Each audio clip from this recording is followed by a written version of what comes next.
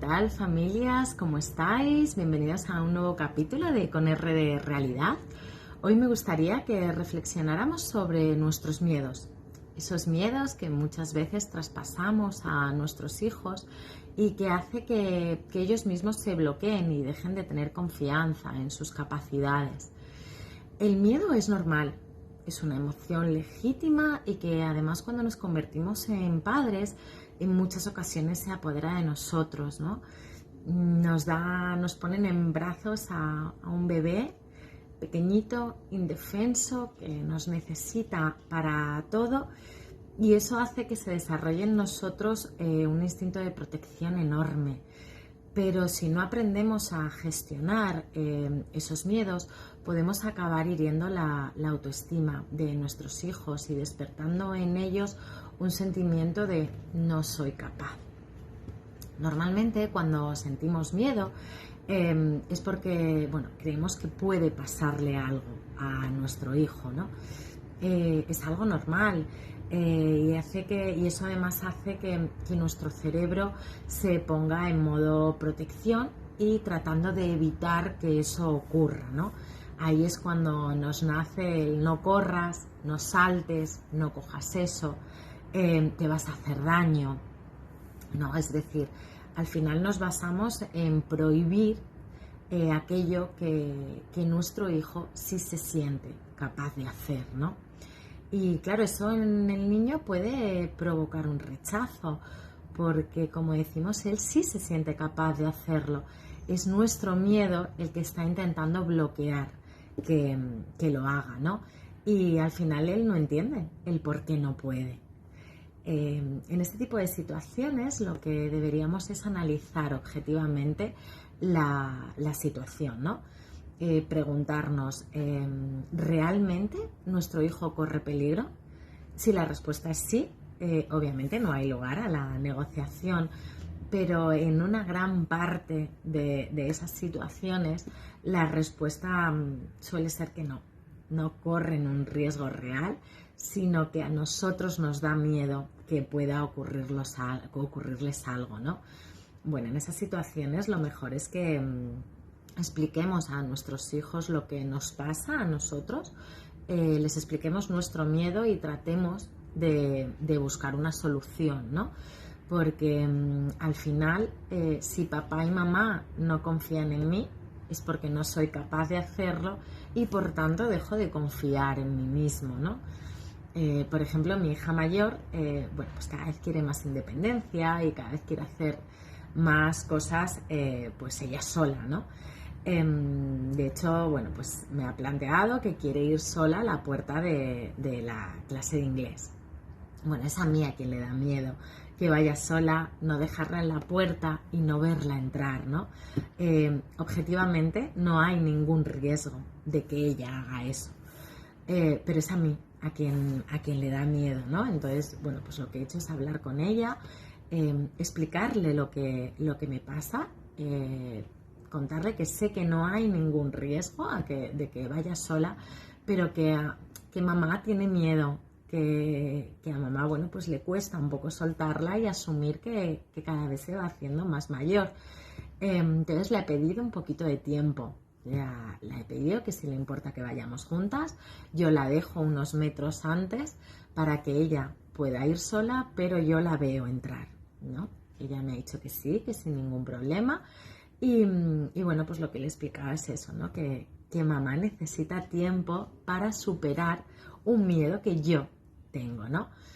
Al final este tipo de situaciones nos dan la oportunidad de capacitar a nuestros hijos, de validar esa habilidad que ellos tienen o esa capacidad para desarrollarlo, ¿no? Porque si yo me hubiera anclado en el no puedes hacerlo, me hubiera quedado apoderada de mi miedo, mi hija no habría entendido por qué no puede hacerlo. Y además, yo nunca habría podido superar ese miedo, ¿no? Que también es importante que poco a poco nosotros vayamos superando nuestros miedos. Al final, confiar en nuestros hijos hace que ellos confíen en sí mismos Y además explicarles estas situaciones hacen que confíen en nosotros y nos dan la oportunidad de poder abrirles la puerta para que ellos también nos cuenten sus miedos, ¿no? Cuando sentimos miedo y no somos capaces de gestionarlo, solemos actuar impulsivamente, ¿no? Porque nuestra parte racional del cerebro no está activa.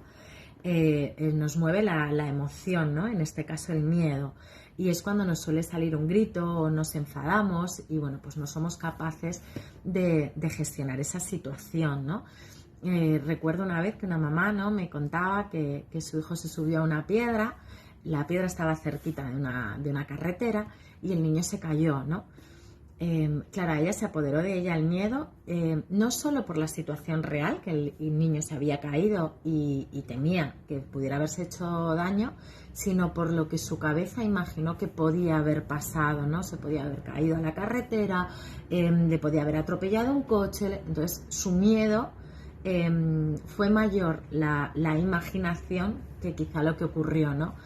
Bueno, pues ella salió corriendo y cuando cogió al niño lo que le salió fue darle una bofetada. Yo entiendo que esa madre no quería dañar a su hijo. El miedo se apoderó de ella y el miedo además es un sentimiento muy fuerte. Luego ella se sentía fatal por cómo había reaccionado, ¿no? Y abrazó al niño y le pidió perdón y se sentía muy mal por cómo había reaccionado. Pero me decía, es que no fui ni consciente. O sea, cuando le había terminado de dar la bofetada es cuando fui consciente de lo que había hecho, ¿no? Bueno, eso nos puede ocurrir y nos puede pasar en muchas situaciones que el miedo nos bloquea y pues tomamos decisiones o hacemos reacciones que jamás, ¿no?, las haríamos en otra situación. O por ejemplo, el otro día en el parque había un niño en el columpio, se cayó y en este caso era la abuela la que estaba con él y entonces la abuela se acercó corriendo diciéndole no pasa nada, no pasa nada, no pasa nada, ¿no? Ese no pasa nada que tantas veces les decimos a nuestros hijos minimizando lo que les ha ocurrido. Realmente ese no pasa nada está dicho desde el miedo y desde la necesidad de que efectivamente no haya pasado nada, ¿no? O sea, esa abuela lo que temía era que al niño le hubiera pasado algo, entonces estaba repitiendo ese no pasa nada casi para sí misma, ¿no? De no ha pasado nada, ¿no? Porque le podía el miedo a que sí le hubiera pasado algo, ¿no? Pero claro, al niño lo que le estamos trasladando es, no importa lo que te haya pasado, eres un exagerado, ¿no? Quizá en esas situaciones lo mejor es callarnos, decirnos ese no pasa nada para nosotras, porque entiendo esa sensación de necesidad de, por favor, que no le haya pasado nada, ¿no? Pero es mejor decírnoslo para nosotros mismos y al niño, en cambio, trasladarle el cómo estás, te has hecho daño, donde te duele, ¿no? El me importa lo que te haya pasado. Bueno, al final el miedo es un sentimiento que muchas veces nos puede y por eso es importante que tengamos presente esa emoción y que seamos conscientes de ella, ¿no? Yo creo que, porque este verano además reflexionaba sobre esto, porque creo que una situación en la que más está a flor de piel la emoción del miedo y donde quizá saca lo peor de los padres son las piscinas, ¿no? El tema del agua y los niños, bueno, pues nos da miedo. Y en este caso, este verano, ¿no?, estábamos en la piscina y había, bueno, pues dos hermanas peleándose en el agua. Me has hecho daño, ya te he pedido perdón, ya, pero es que eso no se hace, ya te he dicho que lo siento. Bueno, la madre lo que visualizó es una situación de peligro en la que pensó que sus hijas podían hacerse daño dentro del agua. Entonces llegó a ellas y, bueno, pues con un grito fue se acabó, ¿no?